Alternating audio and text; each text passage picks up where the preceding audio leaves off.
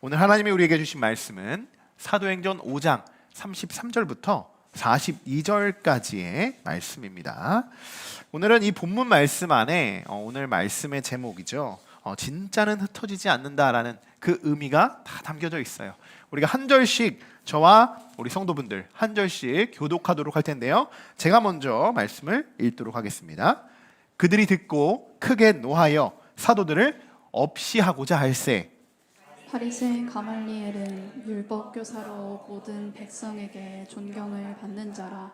공회 중에 일어나 명하여 사도들을 잠깐 밖에 나가게 하고 말하되 이스라엘 사람들아 너희가 이 사람들에 대하여 어떻게 하려는지 조심하라.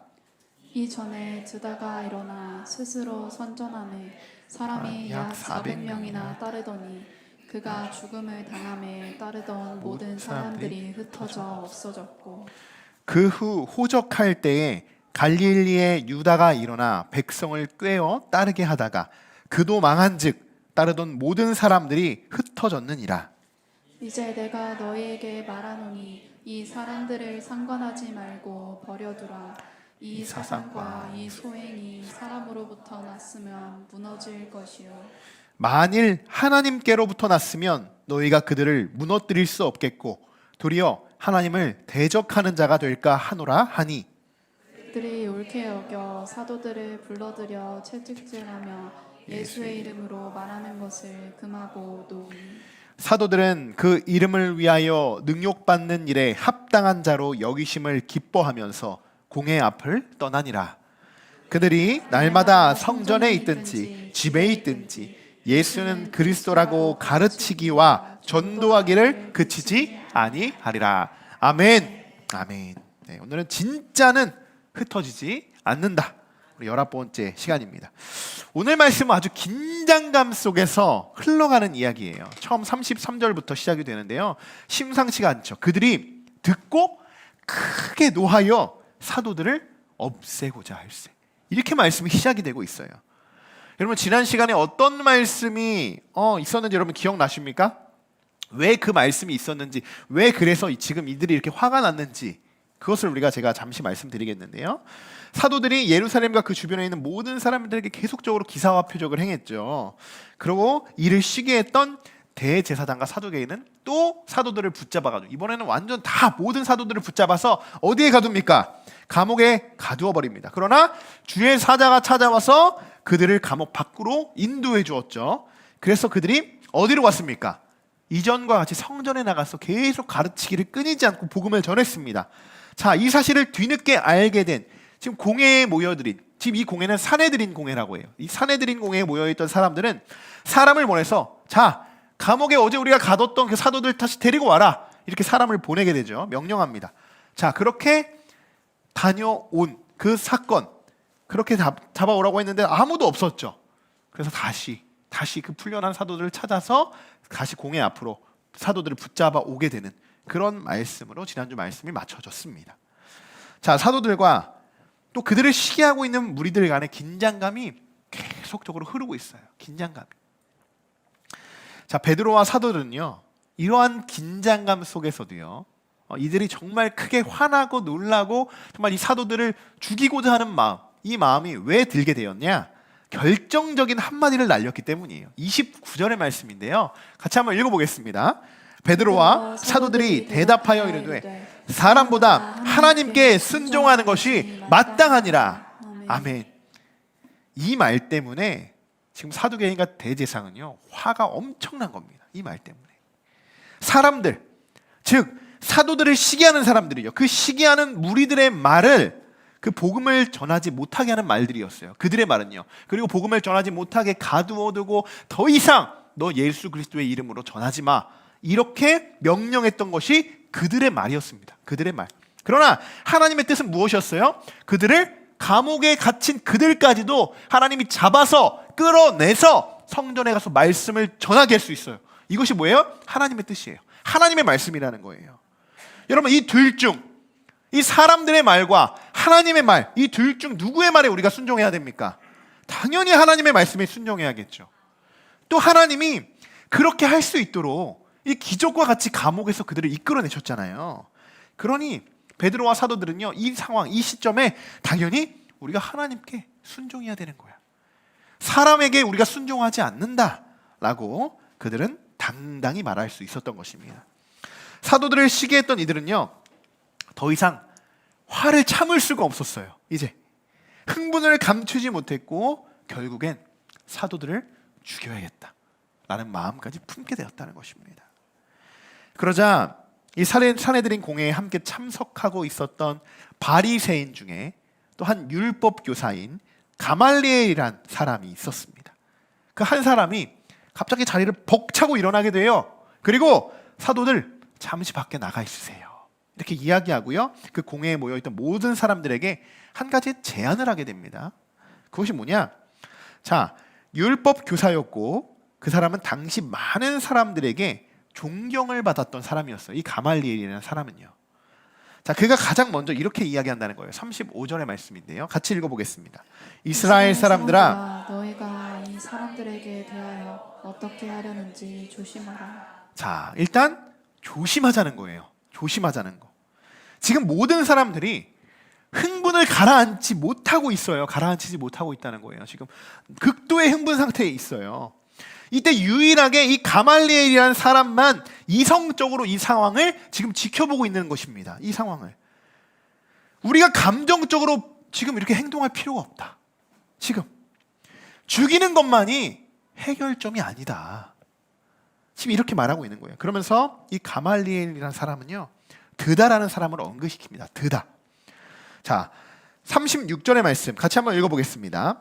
이전에 드다가 일어나 스스로 선전함에 사람이 약 400명이나 따르더니 그가 죽임을 당함에 따르던 모든 사람들이 흩어져 없어졌고. 아멘.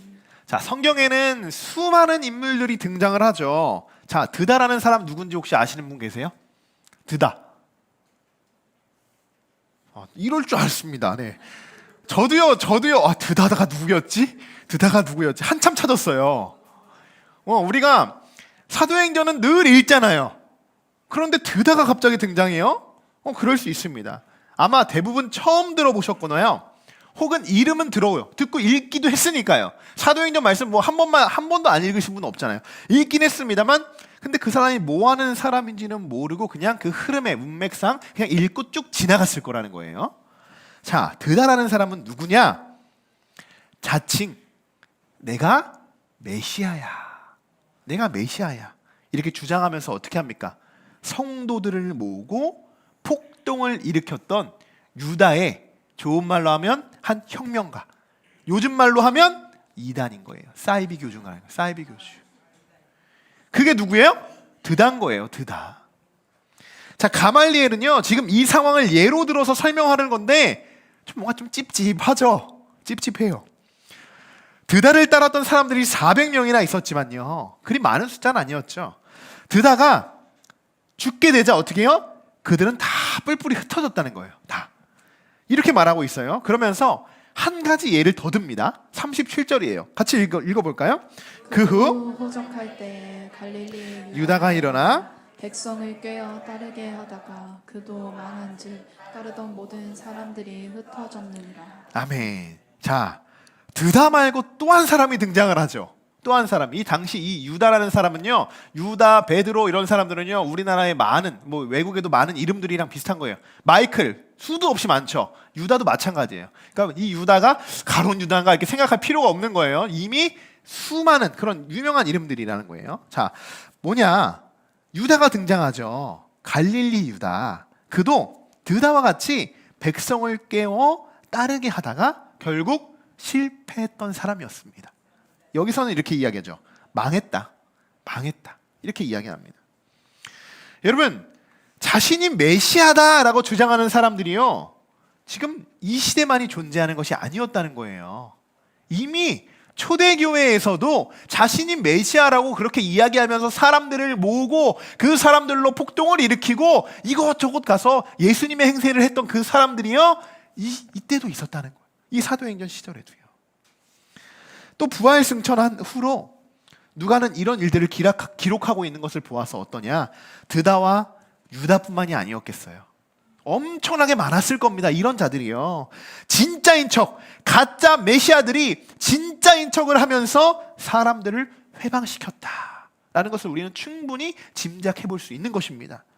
자, 그럼 왜 가말리엘은 드다와 유다, 이 가짜 메시아 사건을 지금 이 공회 자리에서 언급하고 있는 것일까? 왜 언급하고 있는 것일까? 뭐 때문에 이렇게 좋지 않은 예를 들어서 그들에게 지금 설명을 하고 있는 것일까?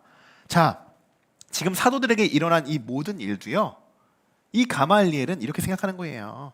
그냥 하나의 해프닝에 불과하다. 해프닝에 불과하다. 그는 그렇게 생각했기 때문에 이렇게 지금 공회의 자리에서 드다와 유다를 언급시키는 겁니다. 여러분, 정말 그럴까요? 이렇게 말하는 가말리엘의 마음 한켠에는요, 진심은 이랬을 것 같아요. 사도들? 그래, 지금은 그들을 칭송하는 자들이 많은데, 너무나도 그들 따르는 데 많은데 굳이 그들을 죽이는 것은 오히려 우리에게 해가 될 뿐이야. 많은 사람들이 그들에게 지금 집중하고 있는데 우리가 그들을 죽이면 그들이 어떻게 백성들이 우리를 따르겠어. 지금 건드릴 필요가 전혀 없어. 오히려 백성들에게 좋지 않은 영향을 줄 뿐이야. 자, 생각해 보자고. 이전에도 이런 일들 많았었잖아. 이런 일들. 드다도 있었고 유다도 있었고 이런 일이 여러 차례 일어나지 않았냐. 그러니 이제 조금 지금은 시끄러울 수 있지만 신경 쓸 필요 없다. 그냥 놔두면 그들은 알아서 다 뿔뿔이 시간 지나면 흩어질 것이다. 갈릴리 유다처럼 그들은 망할 것이다. 결국 그 사도들이 죽으면 그 복음은 없어질 것이고 결국 그들도 다 뿔뿔이 흩어질 것이다. 가만히 보면요, 가말리엘이라는 이 사람은요, 요즘 우리 젊은 세대들이 말하는 이 MBTI 성향 중에 T 성향에 굉장히 가까운 사람이에요. T 성향. 뭐냐면 이성적이에요. 굉장히 논리적이고 객관성과 공정을 추구하는 경향이 있습니다. 이목조목 지금 따지고 있어요. 하나하나 논리적으로. 자, 이에 반해서 지금 이 사내들인 공회에 모인 다른 사람들, 뭐 사두개인들과 여러 사람들이 있죠. 대제사장과. 그들은 성향은 어때요? F의 성향인 거예요. F. 저도 F인데. 감정에 충실한 사람들입니다. 근데 그 감정이 좀 뭔가 따뜻하거나 좀 온순하고 그런 감정이 아니라 어때요? 화가 나니까 당장 그 화를 어떻게 해요? 죽임으로써 그 화를 참지 못하고 사들을 없애고자 하는 그 감정에 너무나도 지금 충실하고 있다는 거예요. 이 가말리엘이라는 사람은요, 참 똑똑했던 사람입니다. 성경에도 기록하고 있어요. 그리고 이 사람은 이 하나님의 존재도 확실히 알고 있었던 사람이에요. 물론 지식과 율법으로 만났던 하나님이지만요. 사도들이 29절에서 이렇게 말했다고 했었죠. 사람보다 하나님께 순종하는 것이 마땅하다. 가말리엘은요, 이 말을 탁 캐치합니다. 캐치해요. 그냥 이 말을 화로 그냥 받아들이지 않고 그 말을 캐치해요. 그래? 정말 그럴까? 그러면서 38절과 39절에 이렇게 이야기한다는 겁니다. 같이 한번 읽어볼까요? 이제 내가 너희에게 말하니 이 사람들을 상관하지 말고 버려두라. 이 사상과 이 소행이 사람으로부터 났으면 무너질 것이요, 만일 하나님께로부터 났으면 너희가 그들을 무너뜨릴 수 없겠고 도리어 하나님을 대적하는 자가 아멘. 아멘. 자, 이 말을 그대로 적용하죠. 그대로 사도들의 말을 그대로 적용해요. 자, 상관하지 맙시다. 이 소행이요, 지금 벌어난 이 소동이 사람으로 났으면 어떻게 해요? 무너질 겁니다. 흩으로 다 스스로 흩어질 겁니다. 놔두십시오. 상관하지 맙시다. 그러나 만일 사람이 아니라 저들의 말처럼 이것이 하나님으로부터 났으면 우리들이 절대로 무너뜨릴 수 없을 것이고 도리어 우리는 하나님을 대적하는 자가 되는 것입니다. 이렇게 이야기해요. 어떻습니까? 두 마음을 품고 있죠. 두 마음을. 하나님이라는 존재에 대해서요, 확실히 알아요. 하나님이 누구신지 확실히 알아요. 그러나 사람의 소행일 수도 있으니 무너질 것이다. 무너질 수 있다라고 말합니다. 자, 가말리엘은요, 하나님이 어떠한 분이신지는 분명 알고 있었지만 그에게는 믿음이 없었습니다. 믿음이 있었다면 아무리 율법적으로 그가 살아난 율법 교사였지만 정말 하나님을 바라봤던 메시아를 믿고 메시아가 나의 구세주라는 것을 믿음으로 확신했다면 사도들의 그 기적과 표적을 바라보고 이것은 하나님이 하시는 일이라는 것을 확신했을 거예요. 그러나 믿음이 없었어요. 믿음이 없이는 기적이 일어나지 않습니다. 기적이 일어나지 못하고 있잖아요, 지금. 여러분, 오늘 이 말씀을 우리가 한번 잘 곰곰이 생각해 봐야 돼요. 지금 이 사도들의 모습이요, 우리 함께한 교회들의 모습이고요, 이 시대의 그리스도인들의 모습입니다. 그리고 반대로 공회에 모여있는 사람들의 모습은요, 세상 사람들의 모습이에요. 이것이 무엇이냐? 어떤 의미냐? 자, 제가 한번 말씀을 드려볼까요? 세상 사람들이 여러분 교회를 바라보는 시선이 어떻습니까? 그들이 하나님의 존재를 모를까요? 예수님의 존재를 모를까요? 교회에 가면 이 교회가 뭐 하는 곳인지 모를까요? 아니에요. 그들 다 압니다. 다 알아. 요즘 세상 사람들 얼마나 똑똑한데요. 얼마나 똑똑한데요. 어쩌면 그들이 우리를 바라보는 시선은요, 세상에서 우리 그리스도인들을 바라보는 시선, 세상에서 교회를 바라보는 시선은요, 아마 드다를 바라보는 시선으로 우리를 바라볼지 몰라요. 갈릴리의 유다를 바라보는 그 시선으로요, 우리들을 바라볼지 모른다는 거예요. 그 시선이 어떤 시선인지 분명히 앞서 우리가 말씀으로 알게 깨달았잖아요. 이렇게 모이다가 그냥 정말 뭐 영향력 하나도 없이, 아무런 뭐 기적도 일어나지 않고 표적도 일어나지 않고 그냥 순순히 흩어져 버리는 그런 한 공동체, 한 무리들이라고 우리는 생각할 수 있다는 것입니다. 정말 가슴 아픈 이야기지만 여러분, 코로나19로 인해서 약 몇 개의 교회가 문을 닫고 예배를 드리지 못했는지 아십니까? 한 달에 수십 개, 어떻게 보면 수백 개의 교회들이 문을 닫고 총 약 한 1만여 교회들, 만여 교회 교회들이 셔터문을 닫고 교회의 문을 잠갔어요. 물론 상황이 너무 좋지 않았다는 것, 뭐 저도 잘 알고 있습니다. 그러나 더욱 가슴 아픈 것은요, 그렇게 문을 닫았던 많은 교회들이요, 다시 문을 열지 못하고 있다는 거예요. 다시 예배를 다 드리지 못하는 상황 속에서 예배를 다 지금 잠시만 우리가 한번 멈춰봅시다 했던 그 멈춰졌던 예배들이 다시 살아나지 못하고 있다는 거예요. 우리 믿는 그리스도인들, 여러분, 이런 이야기들을 들으면서 제가 여러분들에게 이렇게 말씀을 드리면 여러분, 얼마나 우리의 마음이 애타고 들어갑니까? 얼마나 가슴이 아픕니까? 그런데 이 상황을요, 이러한 현실을요, 믿지 않는 사람들도 다 지켜보고 있다는 거예요. 다. 교회를 다니지는 않지만요, 교회가 무슨 일을 하고 있는지 또 다 주시하고 있어요. 관심이 없는 것 같아 보이지만요, 그 교회가 문을 닫았네, 문을 열었네, 다 알고 있고 다 주시하고 지켜보고 있다는 거예요. 우리만큼이나 그들도 그렇게 주시하고 있다는 거예요. 이런 교회의 현실을 바라보면서 그들도 늘 그냥 스쳐 지나갔던 그 교회, 그 교회 많은 사람들이 막 들어가고 나오고 막 그랬던 교회, 그러다 코로나19가 오고 그 닫혀있던 그 교회를 바라보는 그들의 시선, 코로나가 끝났음에도 계속적으로 굳건히 닫혀있던 그 교회의 모습들을 바라보면서 그 세상 사람들이 교회를 무슨 생각으로 바라보고 쳐다보고 의식하고 그들이 입술로 그 교회들을 말하겠습니까? 여러분, 교회의 역할이 무엇입니까?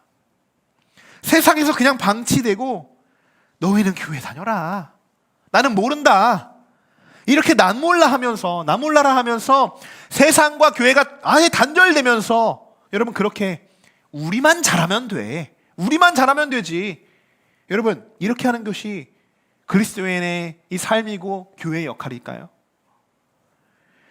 저는 그렇게 생각하지 않습니다. 만약 그렇다면 예수님은 이렇게 말씀하지 않으셨을 거예요. 산상수훈에서 예수님이 이렇게 말씀하십니다. 같이 한번 읽어볼까요?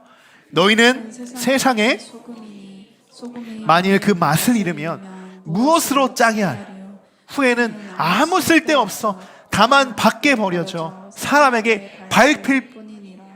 아멘. 여러분, 이것이 교회의 역할이고요, 그리스도인으로서 살아가는 그 삶이 되어야 하는 줄 믿습니다. 우리가 세상의 소금이 되어야 하는 거예요. 세상의 소금이 그 맛을 잃으면 어떻게 된다고요? 뭐 쓸데없이 어떻게 됩니까? 사람들에게 밟힐 뿐이라는 거예요. 밟힐 뿐이에요. 오늘 가말리엘이 말하고 있는 요점이 바로 이것입니다.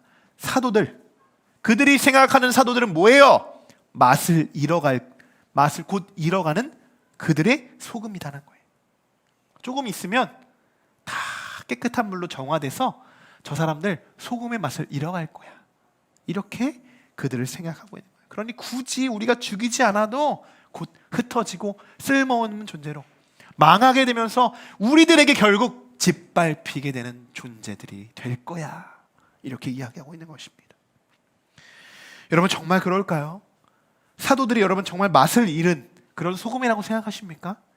아닙니다. 아니에요. 맛을 잃었다면 어떻게 그들에게 하나님의 기사와 표적이 일어나고 있겠습니까? 사도들은 맛을 잃은 소금들이 아니에요. 그렇다면 우리들은 어떻습니까? 우리들은 어때요? 우리 교회가 정말 세상의 빛과 소금의 역할을 잘 감당하고 있는 것일까요? 여러분들은 그리스도인으로서 이 세상을 살아가면서 소금과 같은 그러한 삶을 여러분 살아가고 계십니까? 오늘 우리가 말씀을 통해서 나와 우리 교회는 정말 소금과 같은 삶을 살아가고 있는지 또 그렇지 않은지를 여러분 오늘 말씀을 통해서 계속적으로 한번 점검해 보시기를 소망합니다. 가말리엘의 모든 말이 맞춰지자 공회에 모여있던 사람들은요 그의 말을 옳게 여깁니다. 아, 당신의 말이 맞습니다. 당신의 말이 맞습니다. 그러면서 다시 사도들을 들어오라고 하고 그렇게 부르고 다시 40절의 말씀으로 이들의 이야기가 이어지는데요. 같이 읽어보겠습니다. 그들이 옳게 여겨 사도들을 불러들여 채찍질하며 예수의 이름으로 말하는 것을 금하고 놓으니. 아멘. 아직도 근데 이들이 화가 좀 덜 풀렸나 봐요. 그냥 놓아줘도 될 텐데 굳이 채찍질을 하고 다시 한번 경고를 하면서 사도들을 풀어줍니다.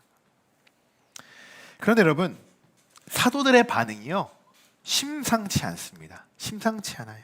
41절 42절의 말씀입니다. 같이 읽어보겠습니다. 사도들은 그 이름을 위하여 능욕받는 일에 합당한 자로 여기심을 기뻐하면서 공회 앞을 떠나니라. 그들이 날마다 성전에 있든지 집에 있든지 예수는 그리스도라고 가르치기와 전도하기를 그치지 아멘. 그 이름을 위하여 능욕받는 일, 즉 예수 그리스도의 이름으로 하는 모든 사역에 있어서요 내가 능욕받는 것은 오히려 우리에게 기쁨이다. 오히려 내가 기쁩니다. 이렇게 고백합니다. 여러분 능욕이 뭡니까? 남을 업신여기고 욕보이게 하는 거예요. 내가 그렇게 보이는 거예요. 남이 나를 그렇게 본다는 거예요. 업신여기고 나를 욕보이게 한다는 거예요. 여러분들이 만약 사도들과 같은 대우를 받았다면 여러분 어떻게 하시겠습니까? 여러분 가만히 있으실 수 있으시겠어요? 참으실 수 있으시겠어요? 이런 일들을 여러분 기쁘게 받아들이실 수 있으시겠습니까? 우리는 많은 사람들 앞에 이렇게 모여 있을 때 내가 조금이라도 사람들에게 좀 수치심을 당하는 말만 들어도 그 단어 하나만 들어도요 우린 발끈합니다. 나를 이렇게 이런 망신을 줘? 이렇게 많은 사람들 앞에서 어떻게 나에게 이렇게 굴욕감을 줄 수 있어? 그러면서 막 복수심을 불타오고 막 나도 언젠간 복수할 거야 막 그러면서 막 우리가 막 그렇게 결의를 다지잖아요. 혼자. 내가 만약 이 세상에서 소금과 같이 살아가고 있다면 내가 어떠한 상황 속에서도 능욕을 받아도요 기쁨으로 그것을 변화시킬 수 있어야 합니다. 화를 낼 필요가 전혀 없는 거예요. 하지만 내가 세상에서 소금과 같이 살아가지 못했다면요 우리는 능욕받는 일에서 부끄러운 일이라고 생각하며 내가 화를 내고 내가 받은 화를 참지 못할 것이에요. 사도들은 거기에서 멈추지 않았습니다. 막 기뻐요. 능욕받아요. 그런데 어떻게 해요? 날마다 성전에 있든지 집에 있든지 예수님이 그리스도이십니다. 예수님이 구세주이십니다. 예수님을 믿으십시오. 그렇게 우리의 구원자 우리의 메시아 예수 그리스도를 가르치고 전도하기에 힘쓰고 애썼다는 것입니다. 날마다요. 날마다. 사랑하는 성도 여러분, 우리는 하나님의 자녀들입니다. 이 사실을 우리는 여러분 조금도 부끄러워해서는 안 될 것입니다. 여러분, 하나님의 자녀인데 뭐가 부끄럽습니까? 그럼 부끄러우세요? 하나님의 자녀인데 너무 부끄러우십니까? 오히려 우리는 예수님을 자랑할 수 있는 자들이 되어야 돼요. 자랑할 수 있는 자들, 얼마나 자랑스러워요. 내가 그 일을 예수님 때문에 내가 사람들에게 업신여고 능력받아 좀 받으면 어떻습니까? 내가 그들이 나를 공격하는 거예요? 예수님으로 인해서 내가 그러한 능력을 받는 거잖아요. 얼마나 감당할 수 있습니까? 얼마나 좋아요. 예수님이 나와 함께 하시는데, 나의 구세주신데, 나의 전부이신데, 여러분, 오히려 우리는 그들의 능력감을 받으면서 우리는 도전받아야 돼요. 도전받아야 된다는 거예요. 그렇게 나를 능욕하고 나를 책찍질하고 그렇게 우리를 비판하고 시기하고 박해하지만, 내가 예수 그리스도가 진짜라는 것을 자랑하며 내가 더 세상에 나가서 소금으로 그렇게 살아간다면, 언젠간 나를 박해했던 그들도 어떻게 해요? 나처럼 그리스도인이 될 수 있어 하는 도전을 받을 수 있어야 돼요. 저는 그랬기 때문에 아무리 뛰어난 이 율법주의자 누구보다도 당대 가장 율법으로 뛰어났던 누구였습니까? 사도 바울. 그 사도 바울이 어떻게 되었습니까? 정말 예수 그리스도를 끝까지 따르는 주님의 자녀로 바뀌지 않았습니까? 여러분, 그런 자들이 되어야 되는 거예요. 그 사울이 바울로 바뀔 수 있었던 것은요, 그에게 소금이 뿌려지고 소금이 그에게 소금물로 절여져서 예수 그리스도로 변화된 겁니다. 그 사건이 있었어요. 그 소금은 누가 뿌리게 됩니까? 우리들이 뿌려나가는 겁니다. 우리들이 뿌려나가는 거예요. 가만히 우리가 기도하며 그냥 가만히 이렇게 역사하고 늘 그렇게 우리가 그냥 간구하는 것이 아니라요, 어떻게 해요? 날마다 집에 있든지 성전에 있든지 가서 예수님을 가르치고 예수님이 구세주입니다라고 그렇게 전할 때 그들에게 소금이 뿌려지는 줄 믿습니다. 전도의 자리로 나아갑시다라고 우리가 앞서 인사했죠. 그 전도의 자리가 나아가는 그 자리가 여러분 어떠한 자리냐고요? 소금을 뿌리는 자리인 거예요. 내가 세상의 소금이니 내가 너희들에게 너희도 이 소금으로 구원받아라 라는 그런 마음으로, 국률한 마음으로 내가 전도지를 주는 것이 아니라 그들에게 소금을 건네주는 것입니다. 소금을. 여러분, 예수님을 자랑하십시오. 예수님을 자랑하십시오. 나의 자랑 예수 그리스도가 우리의 최고의 자랑인 줄 믿습니다. 그리고 진짜 그리스도인이 되십시오. 소금인 척하지 말자는 거예요. 이름뿐인 그리스도인, 가짜 그리스도인들이 너무나도 많아요. 지금도 그렇지만 이전에도 그랬잖아요. 드다와 유다, 오늘 잘 성경에서도 나오고 있지 않습니까? 유다가 우리들에게 소개해주고 있잖아요. 그들이 진짜 그리스도인이 아니에요. 이름뿐인 가짜 그리스도인들이었잖아요. 우리 속에서도요, 우리는 지금 이러한 상황 속에서도요, 진짜 그리스도인으로서 그리스도인이라는 이름이 부끄럽지 않게 세상에서는 정말 빛과 소금의 역할을 감당해야 할 것이고요, 또 우리가 신앙생활을 하면서 분명히 박해가 있을 수도 있고 핍박이 있을 수도 있고 정말 능욕과 곤고 여러 가지들이 있을 수 있어요. 그러나 여러분, 복음을 가르치고 복음은 전하는 일에 우리가 어떠한 상황 속에서도 어떻게 해야 됩니까? 예수님을 자랑하면서 그것을 기쁨으로 변화시키고 기쁨으로 받아들이고 기쁨으로 내가 주님 앞에 끝까지 가르치고 복음을 전하는 일에 힘쓰는 우리 모든 성도들이 되시기를 주님의 이름으로 간절히 축원합니다. 아멘.